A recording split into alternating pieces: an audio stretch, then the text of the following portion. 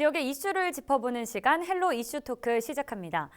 전국적으로 지역 소멸 대상의 90% 이상이 비수도권에 몰려 있고 특히 경북은 23개 시군 가운데 4곳을 제외하고는 모두 소멸 위험 지역으로 나타났습니다.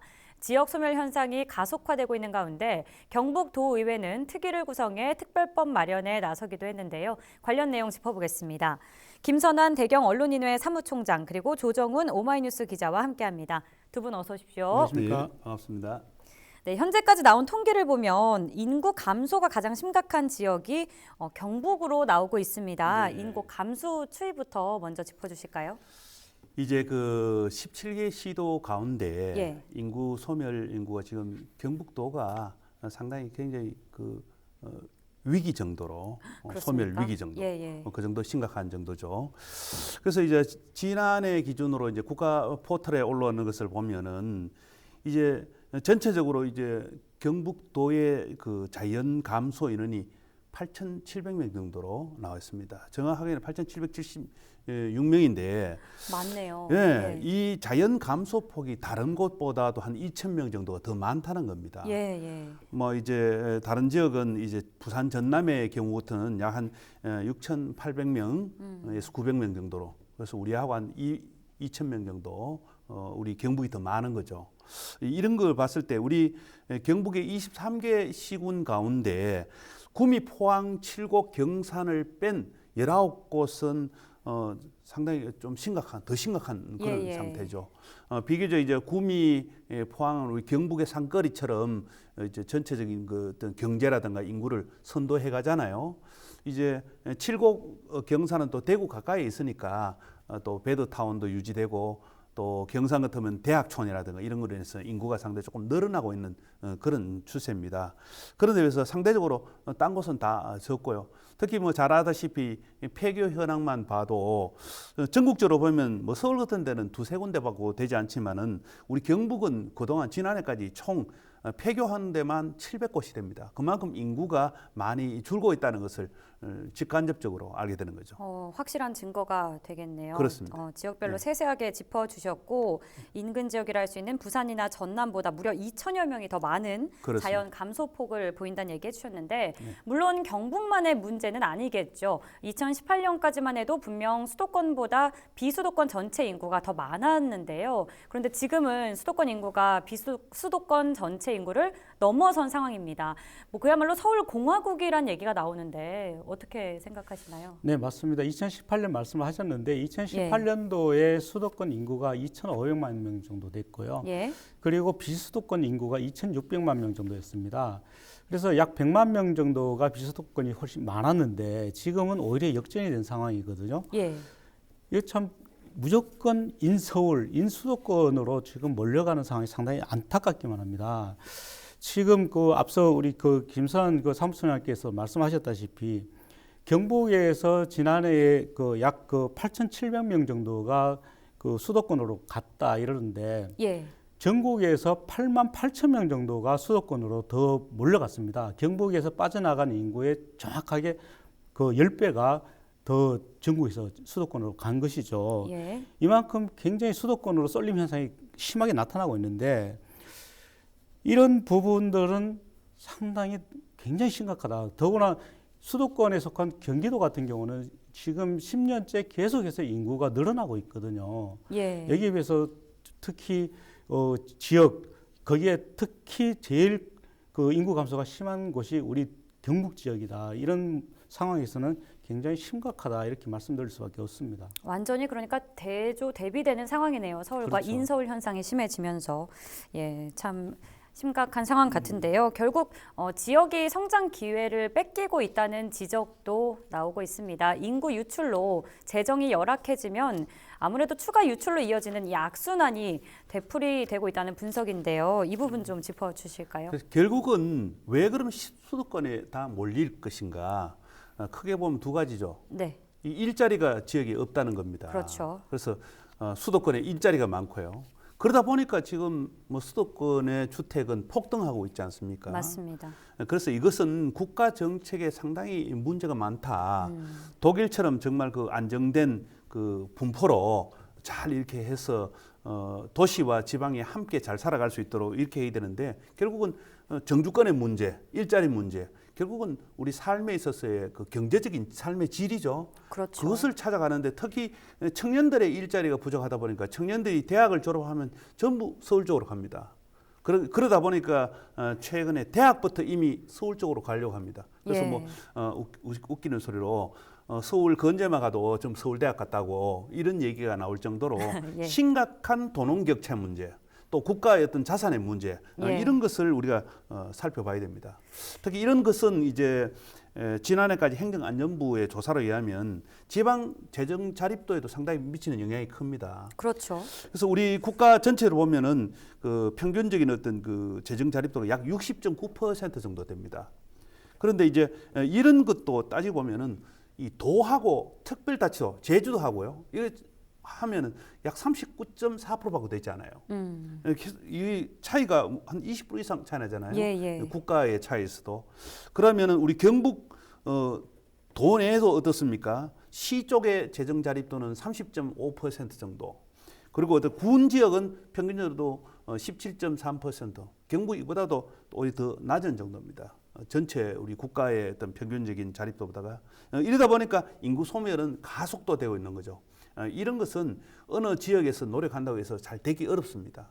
오히려 국가에서 이런 지역적인 안배, 균형 이런 것을 잘 해야 되는데 과거에 노무현 정권 때 혁신 도시를 만들고 지방 이전을 설치하고 이랬는데 이것을 사실 아직까지도 완성시키지 못한 그 원인의 결과가 이런 현상이 일어난다 이렇게 보시면 될 것 같아요. 네, 재정 자립도 차이도 짚어주셨고요. 네. 인구 유출의 주된 원인이 질 좋은 일자리가 부족하다. 특히 청년들 일자리가 그렇습니다. 부족하다는 말씀과 또 정주 여건 부족을 꼽아주셨습니다. 때문에 인구 유출을 지키기 위한 일종의 인구 사수, 물량 공세가 쏟아져 나오고 있다는데 이건 무슨 얘기입니까? 네, 그렇습니다. 각 지자체들마다 지금 그 사람 모시기에 지금 열을 올리고 있다. 예, 예. 어서 오십시오 하고 있다라고밖에 할 수 없습니다. 사실 지자체마다 인구가 줄면은 지자체가 없어질 수도 있거든요. 그렇기 예. 때문에 생존과도 사활이 걸린 거이기 때문에 어느 지자체나 없이 지금 그 인구 늘리기 위한 정책들을 굉장히 많이 내놓고 있는데요. 그렇죠. 특히 우리 지역의 그 사례들을 제가 좀 몇 가지 말씀을 드리면은 영주시 같은 경우는 영주시 인구 정책 지원 조례를 지난해 만들었습니다. 예. 그래서 그 영주시에 전입을 하고 6개월 동안 주소를 두고 있고 또 6개월 이상 그 직장을 다니고 있을 경우에 1회에 한해서 30만 원을 상품권으로 지급을 하겠다 이렇게 밝히고 있고요. 아, 예, 예. 또 경북 의성 같은 경우는 그 1인당 20만 원 그리고 2명일 경우 40만 원 또 3명 이상일 경우에는 60만 원을 농업 인력을 그 양성한다는 명목으로 지원을 하고 있습니다. 이 지원의 목적은 그 임차 또는 관리 비용이라고 하고 있고요. 예. 그리고 포항시 같은 경우에도 그 주소를 이전하는 전입자들에게 1인당 지원금을 30만 원을 주고 있거든요. 예, 예. 이거 상당히 많이 주는 편이죠. 많이 주는 거죠. 네, 그리고 또 상주시 같은 경우는 인구가 10만 명의 무너진 적이 있습니다. 지난해 10만 명이 무너졌거든요. 죄송합니다. 2019년도에 10만 명이 무너졌는데 10만 명이 무너지니까 공무원들이 검은색 상복을 입고 출근을 하기도 했었어요. 아, 그랬나요? 그만큼 인구가 그 줄어들면서 굉장히 심각함을 느끼고 있다라고 볼 수 있는데요. 다시 10만 명 이상을 회복을 하긴 했지만 이제는 이제 전입하는 중고등학생들에게 최대한 160만 원까지 지원을 하겠다 이렇게 하면서 가족 그리고 가정의 그 적극적인 이사를 지금 요청을 하고 있는 상황이죠. 이만큼 각 지자체들이 굉장히 사활을 걸고 인구 모시기에 열을 올리고 있는데 이 또한 굉장히 심각한 상황이 아니냐 이렇게 볼 수 있는 거죠. 예, 뭐 영주, 의성, 포항, 상주시 등의 사례를 짚어주시면서 각 지역군이 인구 유치 전략에 정말 힘을 쏟고 있다는 얘기 해주셨는데 무엇보다 이 경북 같은 경우는요 인구 유입도 유입이지만 이 기존에 정착해 있던 인구를 지키는 쪽으로도 초점을 맞추는 모습입니다. 특히 농민소득 대책 마련을 위한 움직임도 보이는데 설명해 주실까요? 네. 사실은 뭐 30만 원 준다, 100만 원 준다 이 정도 해가지고는 그것 때문에 거기 뭐 오지는 가고 하지 않죠. 예. 않는다는 거죠. 환영한다 뭐 이 정도 이 추가금 정도는 될지 모르지만은 예. 근본적인 대책 문제가 안 되는 거 있죠. 예. 최근에 그 창원시가 창원시에서 아기를 놓고 3명을 놓고 놓으면은 거기 사는 동안 1억을 주는 걸 내놨습니다. 예, 예. 그래서 뭐 전국에서 야 그거 포퓰리즘이다라고 하지만은 그렇다고 해서 신혼 부부가 그곳에 1억 받기 위해서 그곳에 계속 살 수는 없잖아요. 예. 직장 따라 뭐 옮길 수도 있고 여러 가지 상황이 많이 생기는데 그런 경우는 생각보다 적을 수도 있는 거죠. 그래서 그 이제 2명 노는 얼마 그러니까 결국 3명까지 낳아야만 1억을 받을 수 있으니까 결국 그 정주하고 3명을 살아라 낳아야. 이런 예. 얘기죠. 오히려 그보다는 사실은 김영동 우리 안동 예천 지역구를 갖고 있는 김영동 의원이 최근에 2가지 법안을 발의했어요. 어떤 겁니까? 하나는 농업인을 위한 수당 제도고요. 하나는 농업인에 대한 연금 제도 운영에 관한 그 법률안 개정안입니다. 예. 이 2가지를 내는데 이 2개는 사실 어찌 보면 이 지역구가 농어민을 중심인 농민이 대부분인 이 지역이라든가 농어촌 지역에 상당히 유리한 거예요. 그렇죠. 왜냐하면 이게 농어촌 지역이 일종의 농어민에 대한 수당과도 될 수가 있습니다. 예, 예. 지금은 기본소득하고 어르신에 대한 기본소득하고는 관계없이 농어민의 일부 지역에서는 농어민 수당을 자치단체에서 이게 주고 있잖아요. 이제는 그것보다는 국가가 이제는 이 문제를 해결해야 된다는 그런 법으로 농어민에 대한 어떤 삶의 질을 위해서 농어촌 지역 개발 촉진에 관한 특별법 개정안이에요. 그걸 통해 가지고 이제 수당 제도를 좀 공고히 하자는 겁니다. 그래서 이게 만약에 통과된다면 어떤 농어촌 특별세라든가 또 이 농어촌 특별회계법 여기에 대한 예산을 가지고 줄 수 있기 때문에 상당히 어떤 농촌에 살고 정주 생활하는데 상당히 도움이 될 그런 법입니다. 그런데 이것이 이제 여당에도 받아들여질지가 상당히 과제고요. 만약 받아들여진다면은 인구 감소와 고령화 어떤 이런 상황에서 문제를 해결할 수 농어민에 있는. 상당히 예. 도움이 되는 그런 법안이다라고 저는 생각합니다. 실질적으로 도움이 되는 것 같은데 이 농민 소득뿐 아니라 그런데 이제 청년 수당 마련도 대안으로 평가가 되고 있습니다. 또 이 부분은 어떻게 설명해 주실까요? 네, 그렇습니다. 결국은 지금 지역에서 유출되는 인구의 대부분이 청년이거든요. 네. 다시 청년들이 돌아오게 하기 위해서는 청년들이 지역에서 살 수 있는 정책이 필요한 것이죠. 그렇죠. 결국 이제 경상북도가 이제 청년 정책 추진단을 지금 만들었는데요. 청년 정책 추진단에서는 정부가 올해 그 청년 정책을 그 청년 정책 과제를 가지고 여러 가지 사업을 하겠다 이렇게 얘기를 하고 있는데 이 사업 중에 상당 부분을 우리 경상북도에 유치하겠다 이런 노력을 지금 하고 있고요. 또 그 취업 장려를 위한 그 상당한 노력을 지금 기울이고 있습니다. 우선 청년의 수당이라고 해서 청년들이 그 어떤 사업을 하거나 면접 그리고 또 그 취업에 성공했을 때 여러 가지 수당을 주겠다라고 얘기를 하고 있습니다. 여기에 이제 그 중소기업의 청년들이 취업을 했을 경우에 1인당 월 200만 원씩 최대 10개월간 2천만 원까지도 지원을 하겠다라고 밝히고 있고요. 청년의 수당을요? 네, 예, 그렇습니다. 예. 그리고 또 물론 이렇게 그 잘 된 경우만이 아니라 또 청년들이 사업을 하다가 실패하는 경우도 있지 않습니까? 이런 실패했을 경우에는 새롭게 재기할 수 있도록 재창업을 한다거나 또 사업 자금을 다시 대출을 해준다거나 또는 컨설팅을 통해서 재기할 수 있도록 적극적으로 도와주겠다 이렇게 또 밝히고 있습니다. 여기에 또 그 청년발전소라는 그 따로 이제 청년발전소라는 것을 통해서 청년 인재를 양성해서 우리 지역에서 청년들이 더 잘 할 수 있는 것을 만들어주겠다 이런 지금 정책도 만들고 있고요. 또 상당히 이제 청년들의 그 지방을 떠나지 않는 지역을 새롭게 볼 수 있도록 하는 인식 교육도 노력을 적극적으로 하겠다 이렇게 밝히고 있습니다. 지금 경상북도에서는 청년 정책에 대해서 굉장히 신경을 많이 쓰고 있다 이렇게 보입니다. 네, 앞서서도 뭐 청년들의 일자리가 특히 줄어들고 있다는 지적해 주신 만큼 굉장히 중요한 부분이 될 것 같은데요. 그래서 농어업인과 청년에 대한 지원 대책에 대해 살펴봤는데 또 한편으로는 최근 기부로 소멸 위기의 고향을 살리는 이른바 고향사랑 기부제를 법제화하는 것도 고심하고 있는데요. 일본에서 선례를 찾아볼 수 있다고요? 네, 이것은 이제 그 출발이 2011년에 그 일본에서 시작돼서 예. 본격적으로 도입된 거는 2015년입니다. 일종의 그 고향세 나쁘다 이렇게 해서 자기가 그 살았던 시골의 그 어떤 정치라든가 또 받은 혜택을 되돌려주자. 도시에 기부를 살고 해라. 있지만 되돌려주자는 그런 건데 예. 이제 그것도 우리 한국에서도 좋은 아이디어로 받아들여서 하자 이런 얘기죠. 예, 예. 그런데 여기는 이제 일본의 경우 같으면 도시에 살면서 자기가 갖고 있는 소득세라든가 그런 것을 고향에다가 내는 거죠. 아, 둘 다 내는 게 아니라 그러니까 그렇게 대신 고향세 고향세를 내라. 납부를 하면 예. 납부를 소득세에서 감면을 해주는 이런 형태죠. 그러면 그러니까 많이들 하겠네요. 그렇죠. 도시에 네. 살면서도 고향에 이제 고향세를 납부하는 이런 형태죠. 예. 우리도 이제 그런 것을 이제 하자는 주장은 나오고 있지만은 실질적으로 그것을 적용하기는 현실적으로는 상당히 어려운 상태입니다. 무리가 있습니까? 아, 그렇죠.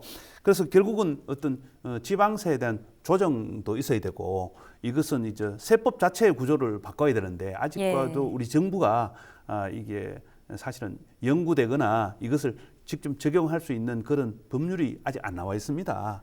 그래서 다만 그러나 현재 지금 시군마다 보면은 뭐 고향 살리기 기금이라든가 네. 고향 향토 장학금이라든가 그쵸. 이런 것을 납부하는데 거의 7, 80%가 향인들이라든가 도시에 나가 있는 서울이나 대구에 나가 있는 분들이 많이 이 향토 장학금을 내고 있습니다.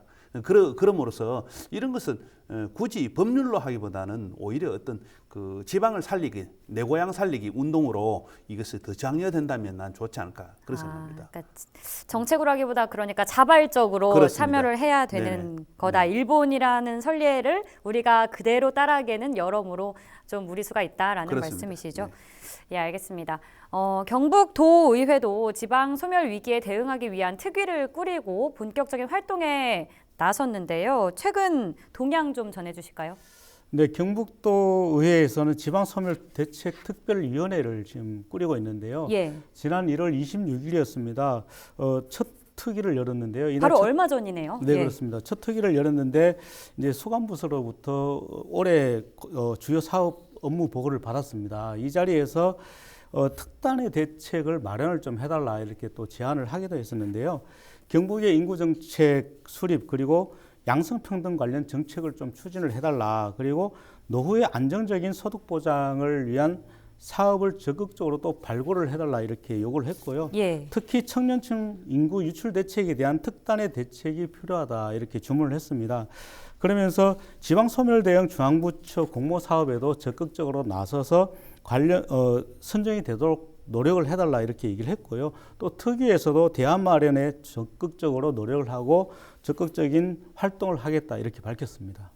네, 뭐 종합해 보면 비수도권 소멸 위기는 결국 재정 자립도에 영향을 받는 만큼 이 재정 자립도를 높이는 방안으로 말씀을 해주셨습니다. 특별법과 고향사랑 기부제, 또 그 외 농민수당과 청년수당 도입 등이 논의되고 있다는 점 짚어주셨는데요. 또 벌써 이제 마무리할 시간인데 끝으로 한 네네. 말씀 주실까요? 뭐 아무리 좋은 계획이 있더라도 예. 그것을 행하지 않으면 백약이 이 처방이 아무 소용이 없습니다. 그렇죠. 최근에 우리 대구 경북의 그 신공항에 관한 특별법 현재 발의된 거 예. 특별법을 통해서 신공항 잘 마무리하고 앞으로 이제 마무리하는 게 아니라 이제 본격적으로 시작해야 되죠. 예. 그다음에 대구 경북이 이제 행정 통합에 관한 게 있습니다. 예. 대구 경북 행정 통합 특별법을 지금 또 우리 대구 경북 의원들이 냈고요. 특별법이 많네요. 그렇습니다. 예. 소멸에 관한 이 그 지방 살리기 소멸에 대한 특별법도 있는데 특별법이라 하는 거는 특별법 그때 필요해서 내는 거니까 그렇죠. 평소에 어떤 그게 아니라 이런 특별법도 사실은 우리 3대 특별법입니다. 우리 대구 경북의 가장 수건이죠. 현재 신공항 특별법, 예. 또 통합 특별법, 그리고 소멸 위기에 대한 어떤 이 해소시키는 특별법 이 세 가지가 반드시 2021년에 다 입안돼 가지고 지역의 문제를 해결하는 그런 지름길이 될 것 같아요. 예, 세 가지 특별법 중요하죠. 짤막하게 부탁드립니다. 기자님. 예. 사실 지역의 인구 감소는 그 지역만의 문제라고 볼 수는 없습니다. 중앙 정부와 지역 정부가 지방 정부가 함께 노력을 해야 될 수밖에 없거든요. 물론입니다. 물론 특별법도 중요합니다. 법이 중요하긴 하지만 법보다도 우선 인구 유출이 되지 않고 그 지역에서 그 지역을 사랑하면서 살아갈 수 있도록 먼저 세심한 배려가 중요하고요. 더욱이 그 지역에 있는 주민들이 지역 행정을 적극적으로 같이 펼칠 수 있도록 적극적인 의견 표명을 할 수 있는 장도 마련이 돼야 된다. 그렇습니다. 이렇게 봅니다. 정부가 나서라 마무리로 짓겠습니다. 지역 소멸 위기에 대해서 살펴봤습니다. 헬로 이슈 토크 여기서 마칩니다. 고맙습니다. 감사합니다. 고맙습니다.